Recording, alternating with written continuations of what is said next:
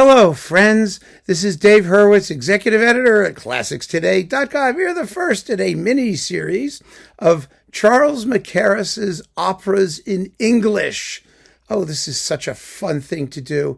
You know, one of the great things about Mackerras is that he was not just a brilliant musical scholar and avatar of the period instrument movement, but he was a supremely practical artist. He just loved making music. And as long as the music making was top notch, he was for it.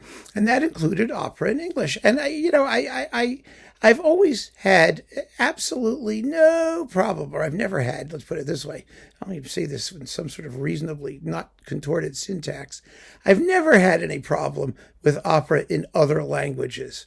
It's amazing how people very, sagely sit there with their sanctimonious smirks saying, well, of course, the music doesn't fit the speech rhythm of the original text and blabbity, blabbity, blabbity, blah. It's all just such bullshit.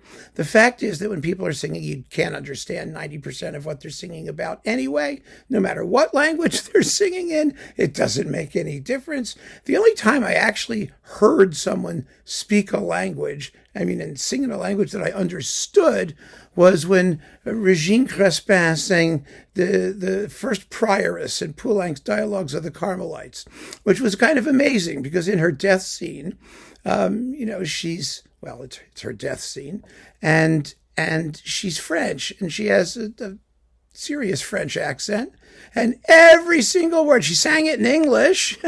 I did it in English, and every single word was crystal clear. The people for whom English was their native language couldn't understand a word. So, it really, what matters, of course, is the quality of the singing, and whether, irrespective of the language they're singing in, whether the singers really understand what they're singing about. It's always better if the singers understand what they're singing about, I would say. I think that's a reasonable supposition. And so when the Peter Morse Foundation, which unfortunately used up all its money and folded in about 2018, I think, funded all of these recordings of operas in English. Various conductors did them, but Charles Mackerras was one of the mainstays of the opera in English thing because he knew, there's an authenticity to doing that, because until recordings popped up and everybody expected to hear operas in their original language, they sang them all in the language of the country in which they were singing, provided that was one of the major European languages. It wasn't that they would always do it in English, but they either did them in German or Italian. All the Italian operas were sung in German in Germany. So were the French ones. And the German ones were sung in Italian. Strauss's Electra, when it was premiered at the Metropolitan Opera in New York, was sung in Italian. And, you just went with it. That's the way it was done. That's the way it was done before we had recordings and subtitles and all this other hoochie-goochie stuff that's supposed to act as an aid to comprehension. And that's nothing wrong with that at all. Nothing. What matters more than what language they sing is how stupid the translation is, assuming that you're going to understand at least some of what they're singing about. So let's get all of that out of the way. Charles Mackerras, because he was one of the greatest conductors that ever lived and was a fabulous opera conductor, and we don't know his operas as well as we should because, as with his instrumental music and orchestral music and things, he had no regular relationship with any specific label. He did things one project at a time, but he was a master opera conductor. He conducted the Welsh National Opera, the English National Opera, all these different, opera organizations. Covent Garden, where he should have been made music director, but wasn't. It was a scandal, frankly. And so we have, about a dozen, 1, 2, 3, 4, 5, 6, 7, 8, 9, 10, maybe 11, about a dozen or so operas that he did in English. And that's quite a legacy. It really is. And it's not one that should be ignored. They're all on Chandos. They've all been licensed or repackaged. Originally, they were on EMI, some of them anyway. But they're on Chandos. They're available.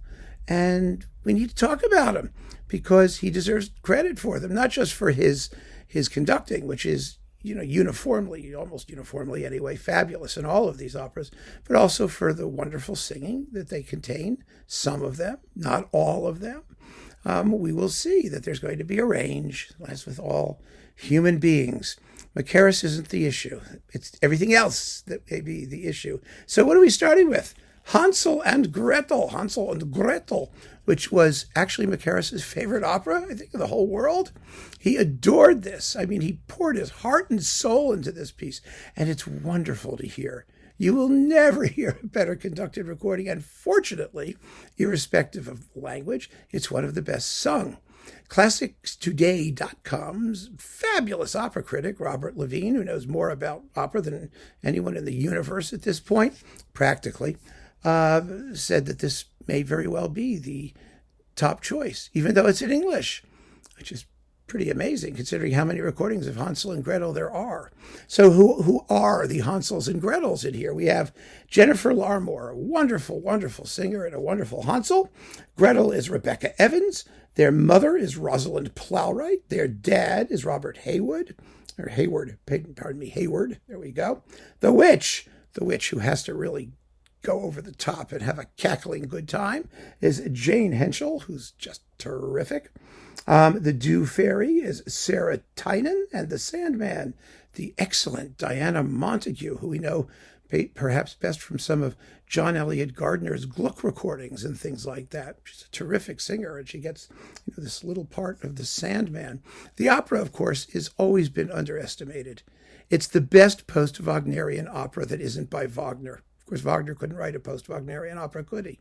But it really is. I mean, it is absolutely in Wagner's style, but it's Wagner without the philosophical bullshit underpinning it, which means it's pithy, because it has no philosophical bullshit. It lasts exactly an hour and 40 minutes, which is the length of Mahler's Third Symphony, in 3 acts, no less, which is great.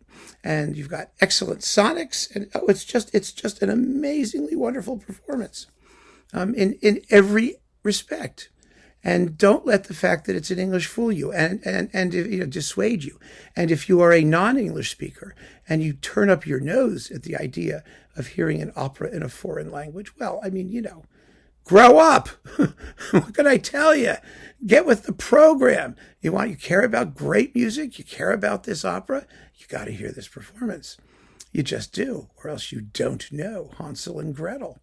So we'll be doing more of them. Oh, there's Verdi, there's Strauss, there's Mozart, there's, of course, Janacek and Smetana and Tchaikovsky. And what a wonderful, wonderful series this is, with all kinds of fun stuff to talk about. I'm going to enjoy it, and I hope you'll enjoy hearing about it and more listening to the actual performances. They deserve as much attention as we can give them, because they represent the heart and soul of one of the greatest musicians of the second half of the 20th century. And that sounds to me like a good reason to give him some love. So keep on listening, friends. Thanks so much for joining me. Take care.